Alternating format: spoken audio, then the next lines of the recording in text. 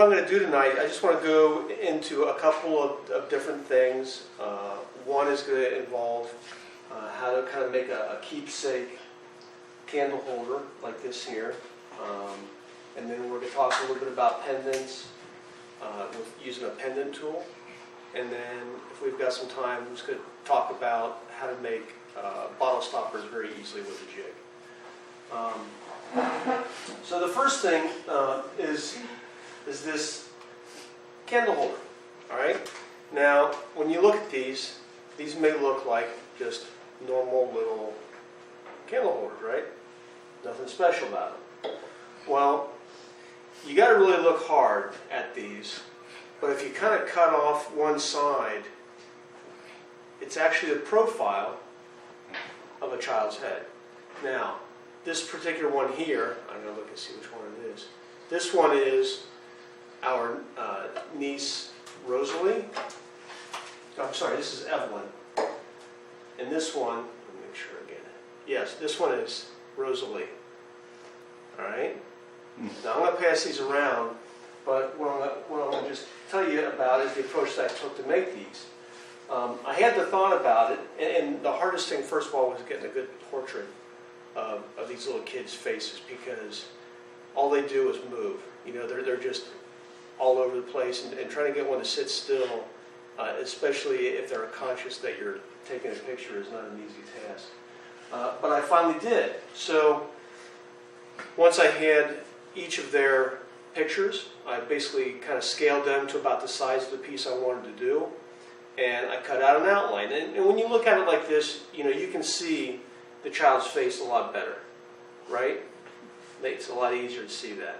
So I've got my template, and I thought, okay, now go start turning that piece of wood. Well, not so fast.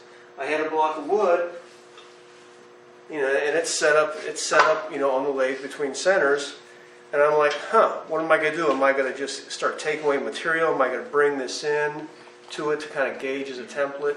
I don't have a duplicator. If I had a duplicator, I could make this out of a piece of hardboard or plywood, and I'd have a pattern by which I could cut away all the wood until I started to reveal the final shape. I don't have a duplicator.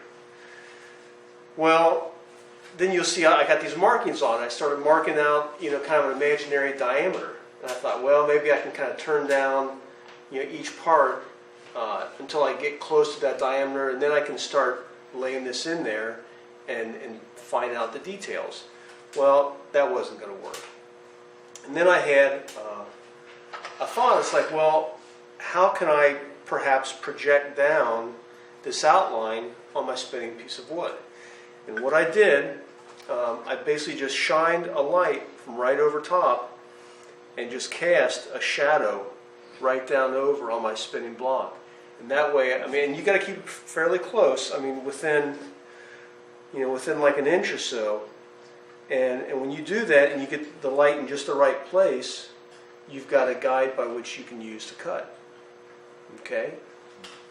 Once you get most of the bulk of material cut away, then you can start bringing this in there and taking out the fine details of it. But now it's pretty close. Let's see which one this is. This is. It's a shrewd idea. Anyway, so that's how I did that. Any questions about that? I'm just going to pass these around. You can look at them.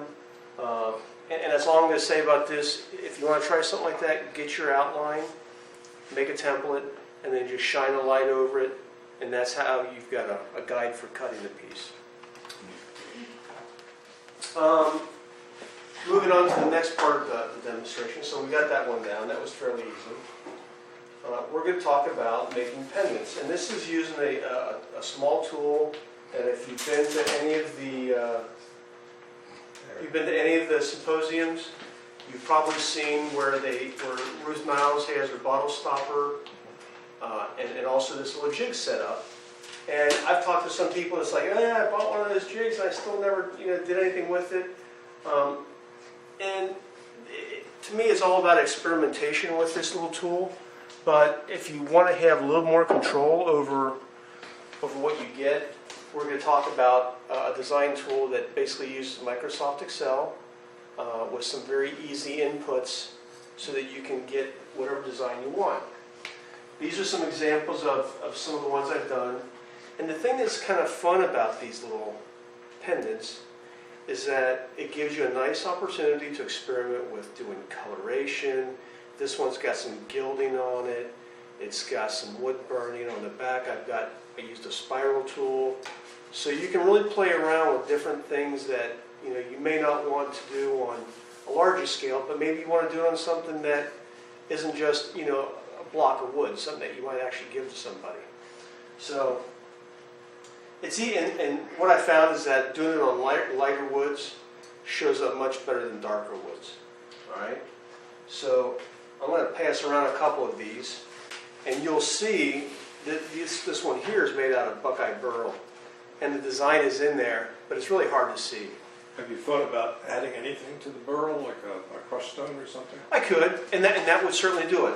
If you look on these images here, the one on the upper right, that looks like it might have some turquoise in it. So yeah, if you embellish it somehow, or paint it, or gild it, you can bring out that contrast. But if you're just doing something fairly plain, without adding some color in some way, you need more contrast than what you get with the base piece. Okay, the site for Ruth Niles. This is the site where these are sold out of. It's actually called a joiner pendant tool, and I suspect there's just some type of relationship between Joiner and Ruth Niles to market them at the same time. But if you can read, I don't know if you can read this or not, nilesbottlestoppers.com. This is where you get all the information on how to use it.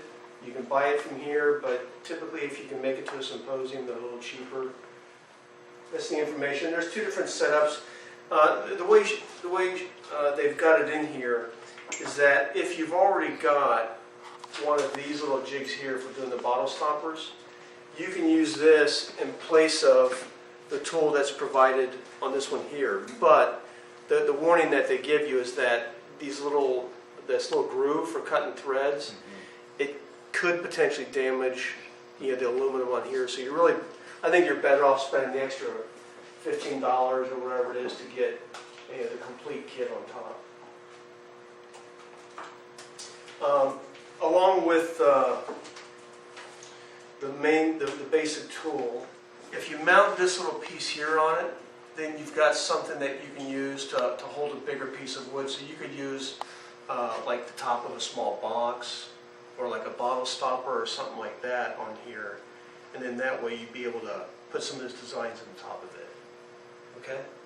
But for what we're doing tonight, we're just going to be working off a piece of waste block. So what would you do, thread the inside of that? Yeah.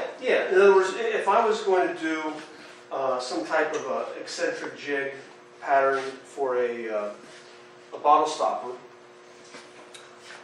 first of all, I'd draw my bottle stopper. I'd have that little part of the tool, instead of having my waste block here, I'd have that bolt coming through that I can then screw it onto it. And now I've got something that's a lot beefier hold in order to do my design on the top. Okay? All right. When you look at the site for these, you'll see the way they describe doing this is using double-sided tape. You can use double-sided tape. Personally, I find double-sided tape can be a lot more hassle to take on and off, especially if you've got a fairly small piece. What I have found is that just using a couple dabs of hot glue is more than sufficient, especially if you're just using very light cuts, which is all you should be doing anyway. Right, so you're going to mount this little piece of waste block, and this is going to be the piece that I use to attach all of these to. All I'm going to use are some flat stock cutoffs, okay? In the jig, or in the description of how to do this online, in their instructions, they'll talk about having a block of wood that's mounted in a chuck, and you're basically truing it up to the size and diameter. Then you're cutting maybe a design into the back of it, and then you're parting it off. To me, that's a lot more effort than just simply having a couple of these, turn the back, dress it up, clean it up, turn it around, glue it back this way, finish off the front. Okay? Questions so far? All right. So this is the instructions. This is how they run through it. In that first picture, they're just showing the waist block. And you'll see down in the picture at the very bottom, they're showing, having to have the piece in the chuck, and then turn the bottom, or take it off the chuck. Then you got, if you got one lathe, you got to take the chuck off, put this on. It's just, I think this is easier. Okay, so on the website, one of the neatest things that they've got is, and this was only developed like 2 years ago, I think, or at least that's the date of the revision on it. This design tool by a guy named Bill Klepping, I believe he's out of Texas. And what this does is it sets different adjustments you can make to either the offset hole in the back, and let me just show you what that is. In the back of this jig,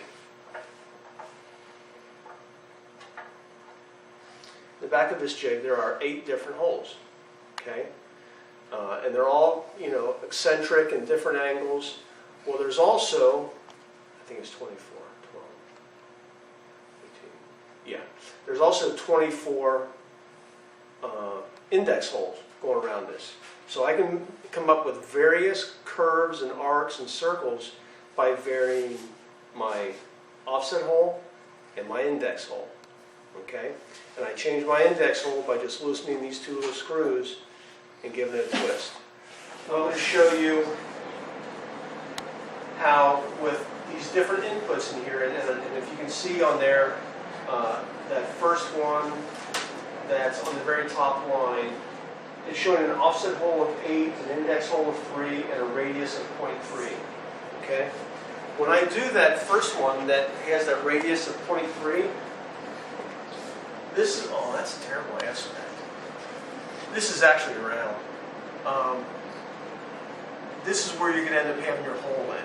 So this one to me is one of the most important ones to get right, because that's going to define where you have the hole. It's too close to the side. If my piece was a little bit smaller than 2 inches in diameter, my hole might not be able to make it to the outside. All right. The size of your blank is changed right here by the radius. So that's a radius of 1. So this is a 2-inch blank. Okay. Again, offset hole 8, index hole 3, and I can come up with any pattern I want using this type of decision, and it'll be repeatable. The only big thing that's going to change, if you look at this, if I had a perfectly flat piece, when I start cutting into it, that curve will be complete. But since I'm going to round this pendant, that's not going to have sharp edges. It's going to be smooth with a very gentle curve. You've got to allow for the fact that it's going to be a little bit thicker here, and it's going to start getting thinner and fall off before it even gets to the edge. But that, to me, that makes it more interesting looking anyway.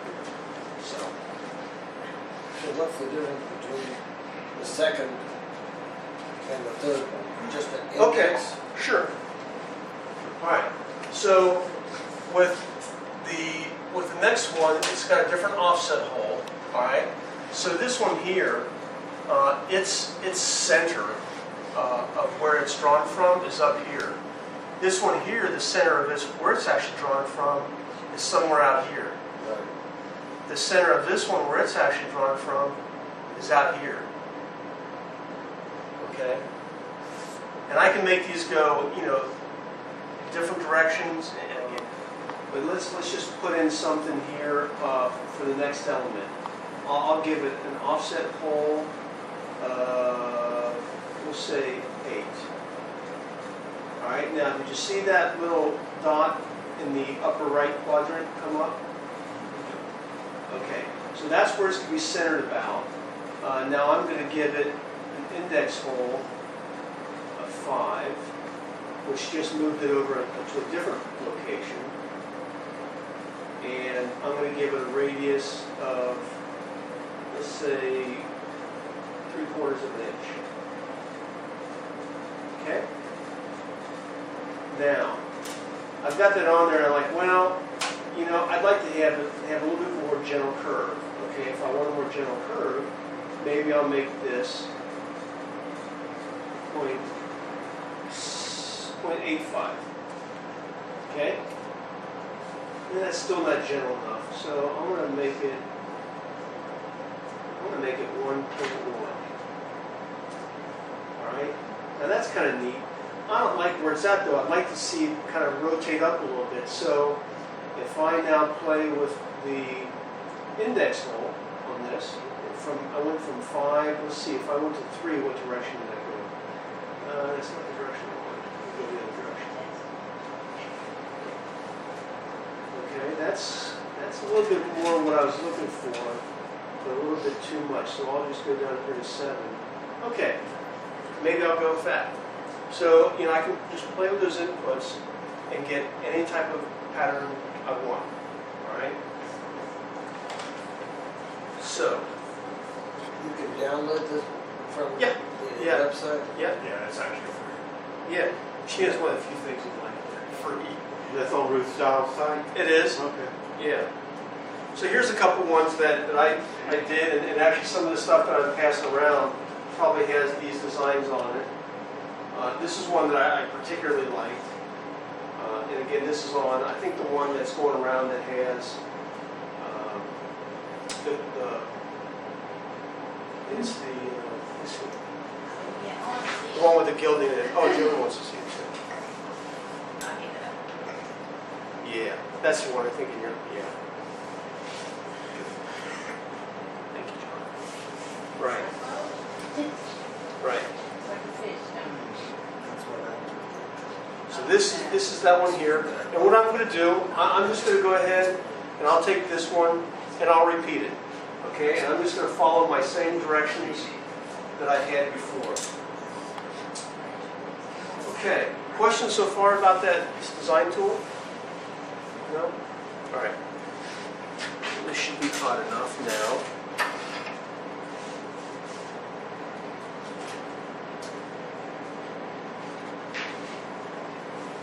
Make sure you ask your mother if you can use these things because they're hot and they're not toys.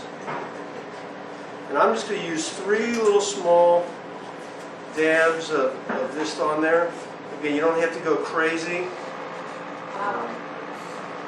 Unless you just really want to go crazy. Some people want to go crazy. I don't want to go crazy. That feels pretty good.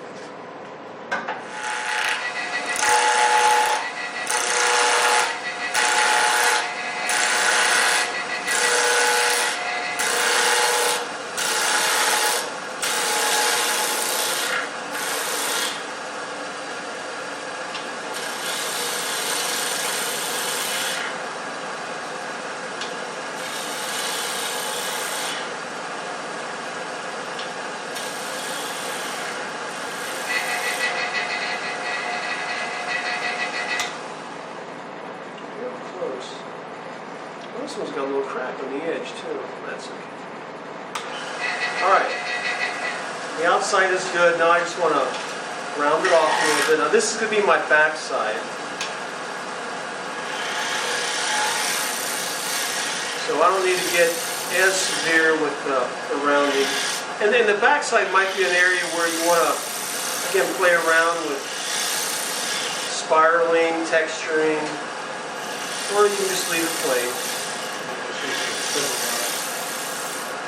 Just a 1/2 inch bowl gouge.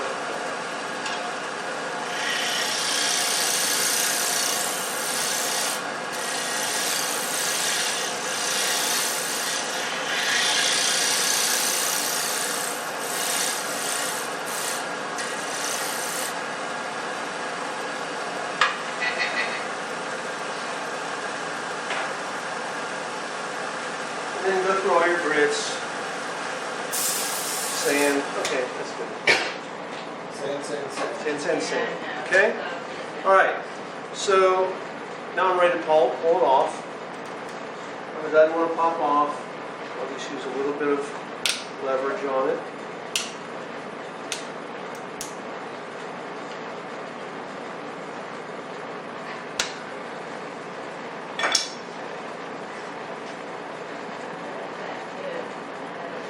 When you make your waste block here, what you want to do is give it just a little bit of relief, because if you are rounding the back like I am here, you want to make sure that it's not going to just have point contact in the middle. So I've got a little bit of relief in the center of this block.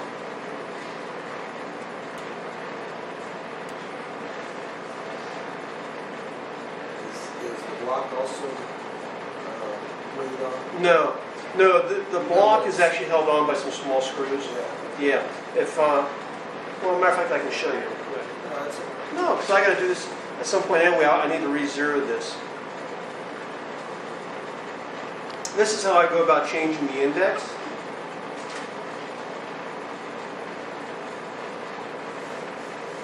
Okay. There's the 4 small wood screws holding that block on. What you'll see is on this piece here, there's a 0, and then there's a 0, 6, 12, 18, and 24, or 0 on this plate. So I'm going to start off with everything at 0. Theoretically, for doing the rough shaping, it doesn't really matter which one I'm on, because I'm on the center on the back of this.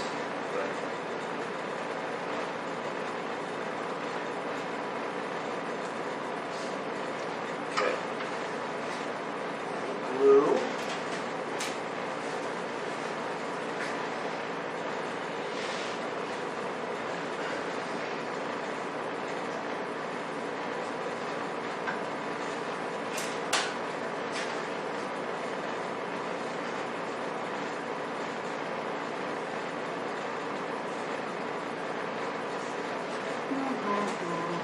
Okay. How to avoid all these little spider webs of glue, but all right, let me give that another few seconds. Any questions so far? Good? Easy stuff, isn't it? This is the hardest part, is just trying to get it fairly well centered. And since I'm doing a demo, I got really lucky. This is demo luck. Because when I'm doing this at home, it's all wobbly on me typically. All right. God, that's amazing. I always do like that.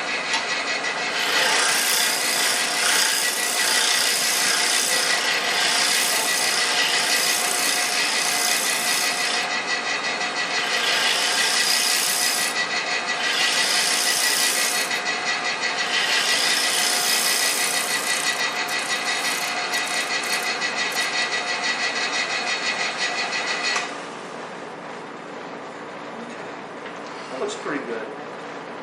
I'm going to do a little sanding. Go through all your grits. Very important.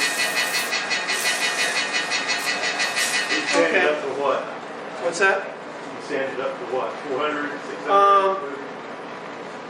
Probably I would just sand them no higher than 400. For something like this, that's more than adequate. This is 240. That looks pretty good. All right. So now we're ready to start doing it. Remember what I said? What's the first pattern I want to put in there?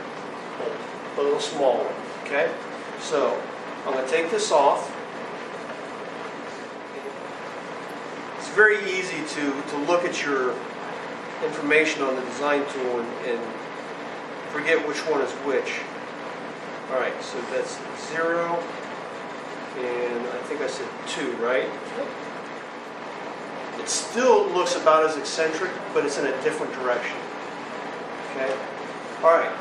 Now, what I was going to say is that this thing's going to be turning around pretty fast, and I'm going to see a little ghost area.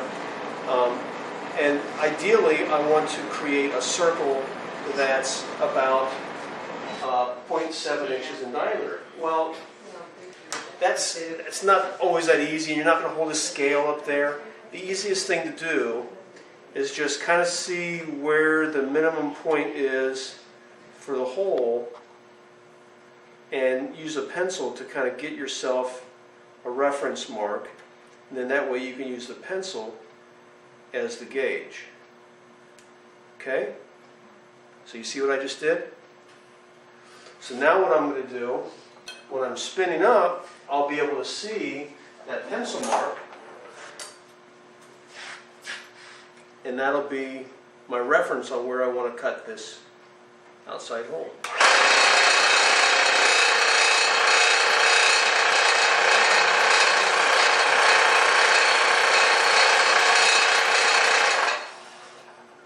Okay, so there it is. I'm going to cut just a little bit more.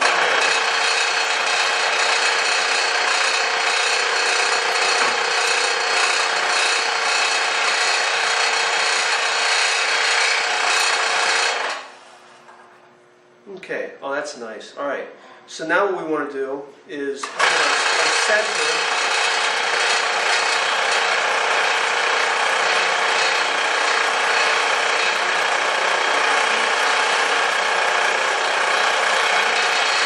You could use a drill on this, but honestly what's just as easy for me, I've got a little small skew, and this is what you use a skew for. Don't believe what people tell you. The skew is a scraper now. So I'm going to use this to open this hole up.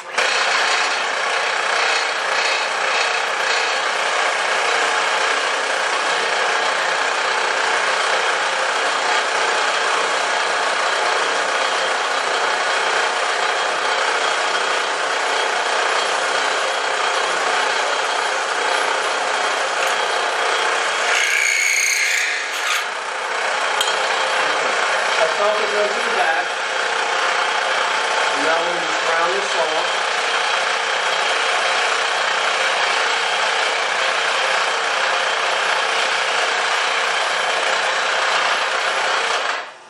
Let's see how that looks. Okay, I got a little bit of tear out.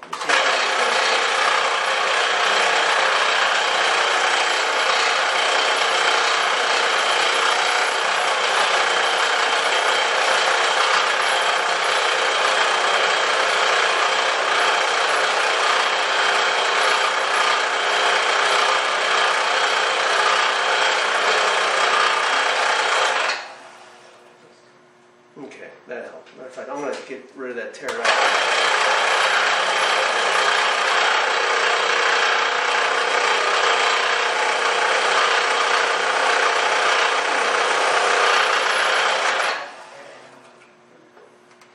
Okay, very nice.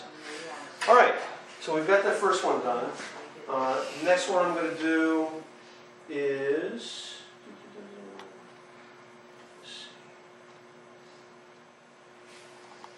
Okay, so this is just shifting over one index hole to 3.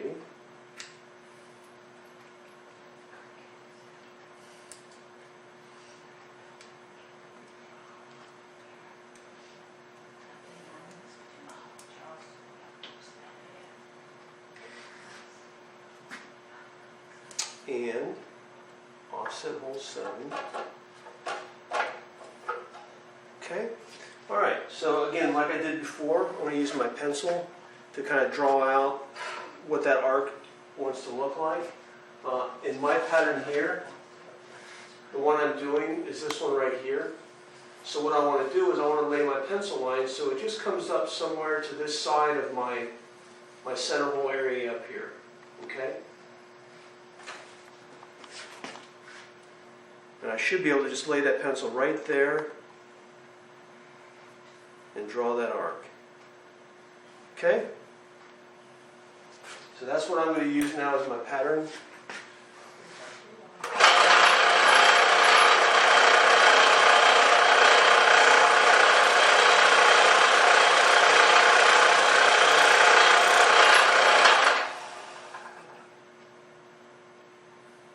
Good?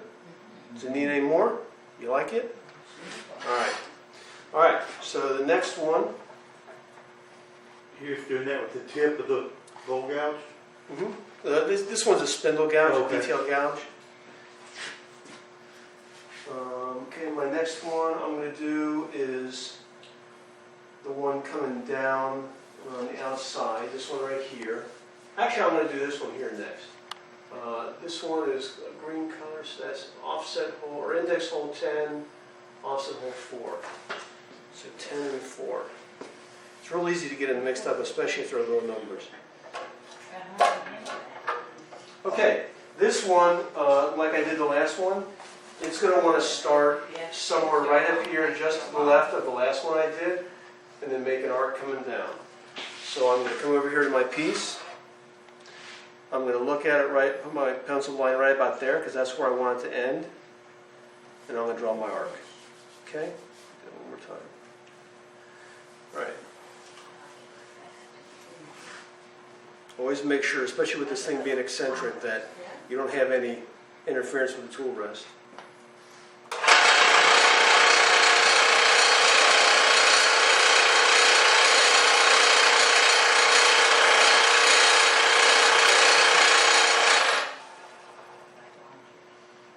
Okay, all right.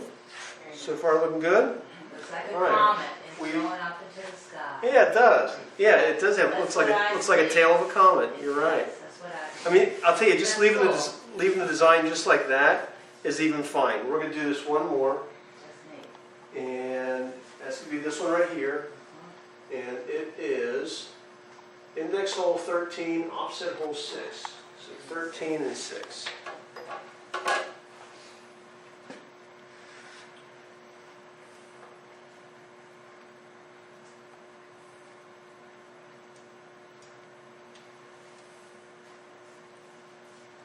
Yeah, I was just going through the site, looking at some of the pictures they had online. There's some fascinating designs that I've seen people do. So I mean, you can go on there and look at what other people have done, get inspiration, and then just play with that Excel tool, until it looks like it's close to what you want to do.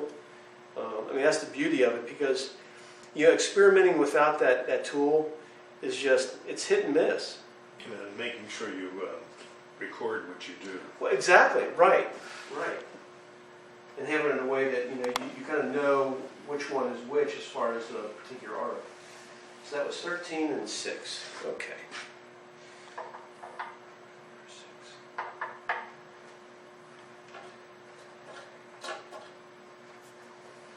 Okay, so this is the last one, and this one is going to be starting up here to the right of my small circle and then coming down with an arc like that. So I'm going to start from that hole up here. I'm going to come over about the same amount of offset as I had over here. And there's my arc. Okay? Just like before, make sure nothing's in the way, make sure everything's tightened down good.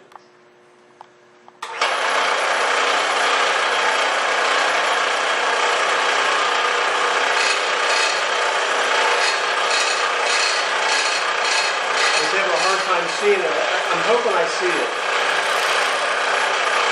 I think that's it. That's it.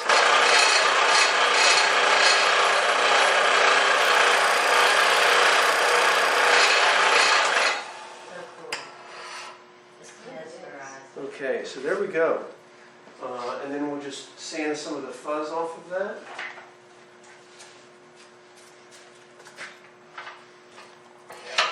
That's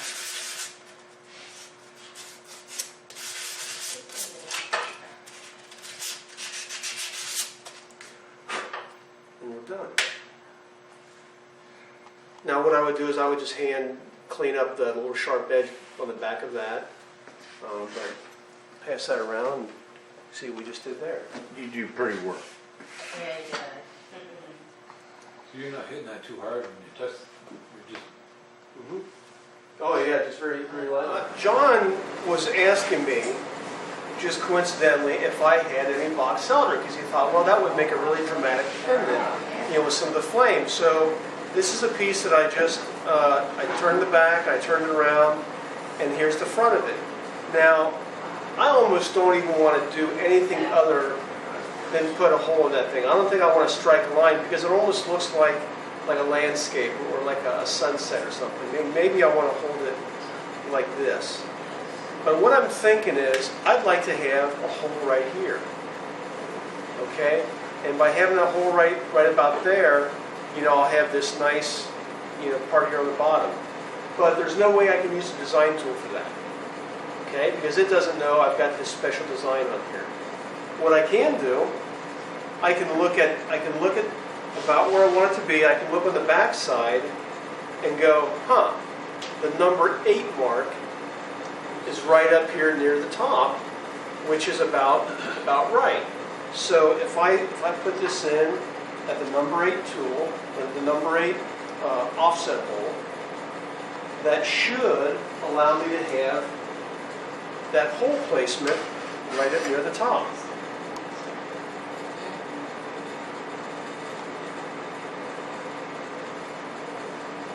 That's not too bad. What do you think? That looks pretty good, huh? All right, so we're going to go through then, and I think I need to make it just a little bit bigger.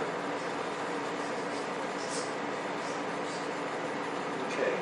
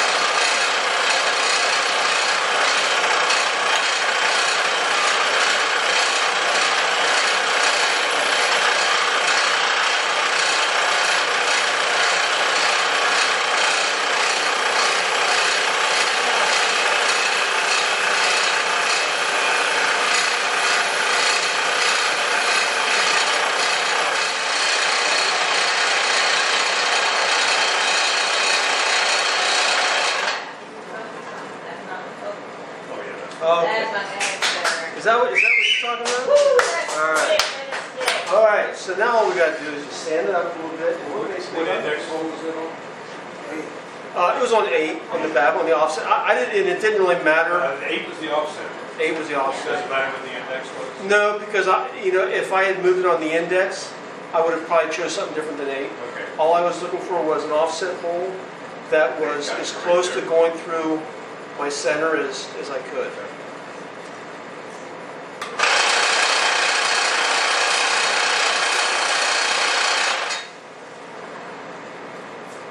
Oh, very nice. I know somebody who's going to like that. There we go.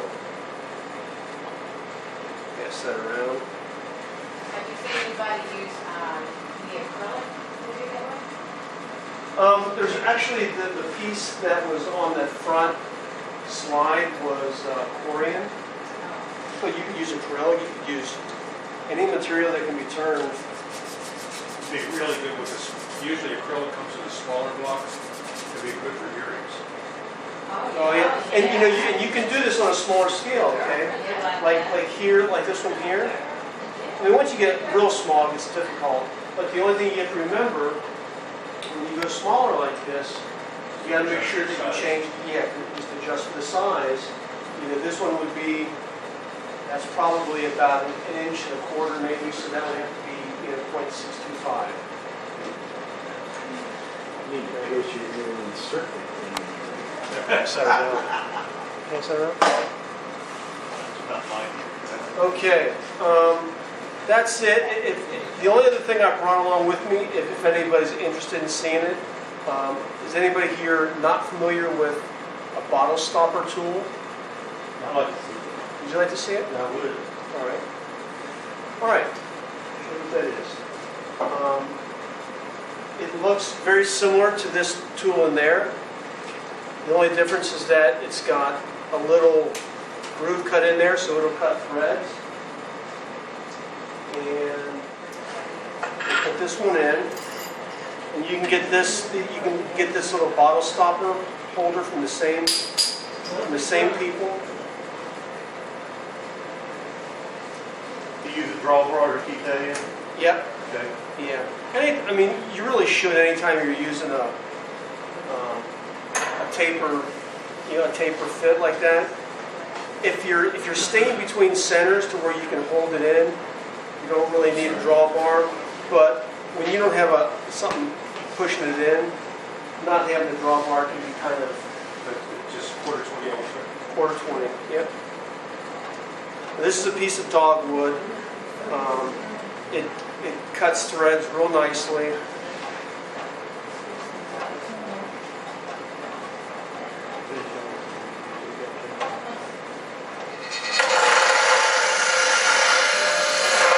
Now, if I had my roughing gouge, that would probably be better, but I'm all right with this.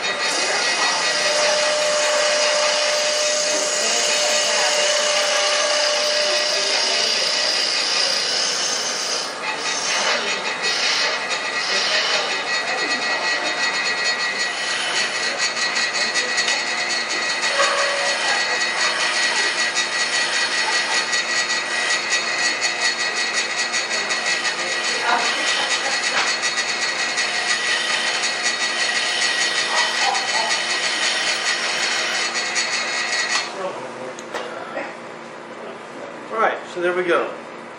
Now all I need to do is just put a little sanding done to it.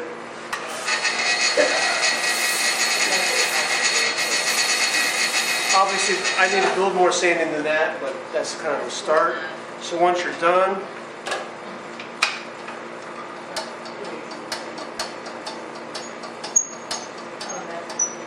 by the way, this is a jig that's also sold at the same site as where the pendant jig came from.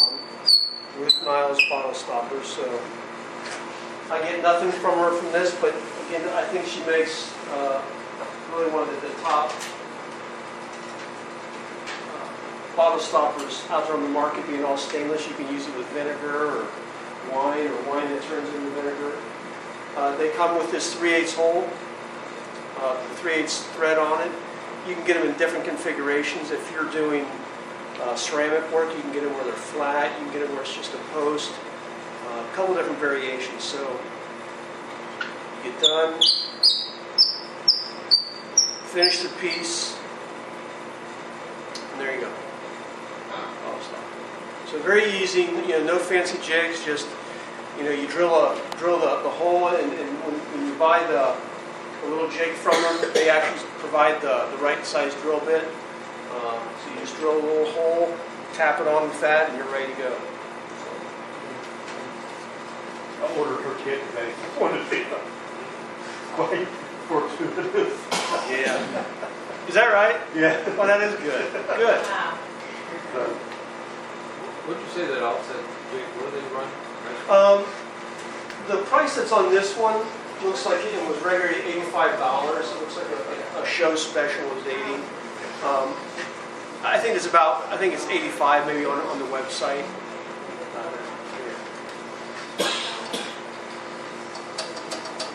Anything else? That's it. Thank you. Thank you.